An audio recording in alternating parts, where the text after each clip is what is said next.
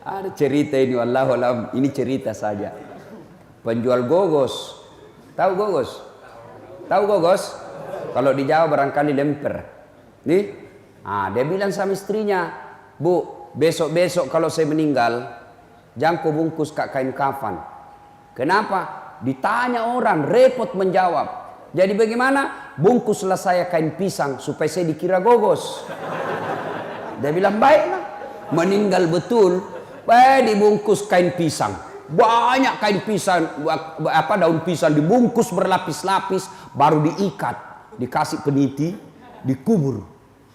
Begitu semua orang pulang, datang malaikat. Kenapa ada gogos ini?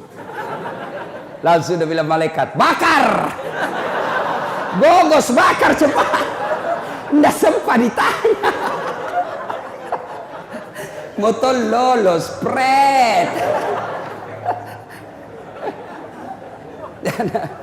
Dah. Tanyalah ini. Orang yang tidak baik solatnya. Ditanya, marah buka. Siapa Tuhanmu? Kaget. Tunggu dulu, orang baru datang. Dasar panggea.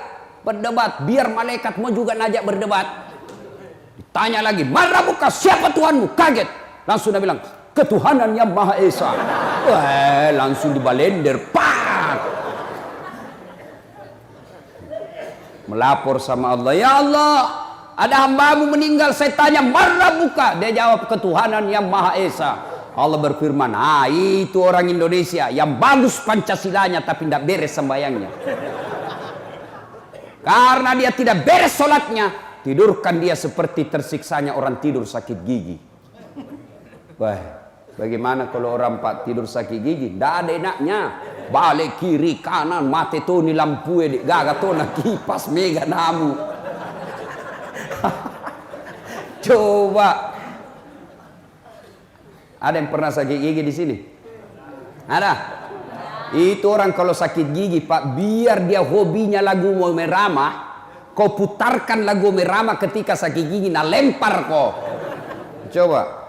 Bila kamu di sisiku. Apa di sisiku? Di sisiku. Salah ya kau tuh. Coba kalau sakit gigi, tidak ada enaknya. Kalau orang sakit gigi apa dia bilang? Waduh, lamanya pagi. Kenapa belum pagi ini? Coba, padahal sama saja itu 24 jam. Kembali datang utusan dari neraka. Lalu berkatalah ini, man anta. Orang yang meninggal berkata, siapa kamu? Dia jawab, sayalah solat yang kau anggap enteng selama ini. Kau tidak pernah urus selama ini. Saya diperintah Allah untuk menyiksa kamu, melilit kamu sampai datangnya hari kiamat. Siapa gerangan? Ular. Ekornya cuma satu, kepalanya tidak bisa dihitung. Kembali kau, saya tidak mau. Saya ditugaskan Allah menemani kamu selamat di kuburmu karena kau anggap remeh saya selama ini. Berapa lama disiksa di kubur tergantung berapa lama datangnya kiamat. Bagi mereka yang meninggal, coba bayangkan pak, nenek tak yang 100 tahun yang lalu meninggal, bapak tak yang meninggal 20 tahun yang lalu sekarang, apakah mereka sudah sampai di akhirat? Surga atau neraka? Belum, mereka semua masih ada di kuburnya. Transit ini alam kubur. Berapa lama kita di alam kubur tergantung berapa lama datangnya kiamat. Bayangkan pak, bapak tidak pernah sholat, banyak dosa, banyak maksiat, masuk kubur tidak ada pahala, tidak ada amal kebaikan. Kemana kau mau bawa? Bapak pergi merantau ke Tanah Bumbu. Sampai Tanah Bumbu, ternyata di Tanah Bumbu tidak enak. Cari kerja setengah mati. Cari pekerjaan susahnya minta ampun. Bapak masih ada pilihan. Lebih baik saya kembali ke orang tuaku. Mudah-mudahan ada warisan saya bisa kerja di kampung. Tapi kalau bapak masuk di kubur, menderita, tidak ada enaknya, disiksa selama-lamanya. Tidak ada istilah pulang. Mondronokko tuh. Masuk di kubur kau disiksa, kau suka atau tidak, kau tinggal di situ menikmati itu siksaanmu. Maka kalau ada pejabat pak menyalahgunakan jabatannya, kau bisa lolos di dunia, demi Allah kau tidak akan lolos dari alam kubur.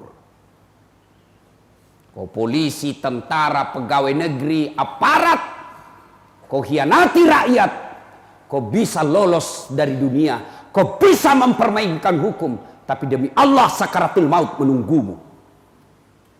Dan begitu kau masuk di alam kubur, tidak ada satupun pasukan yang bisa membelamu kecuali amal kebaikanmu. Berapa banyak pejabat-pejabat yang hebat dulu, yang jago dulu, kekuasaannya tak terbatas.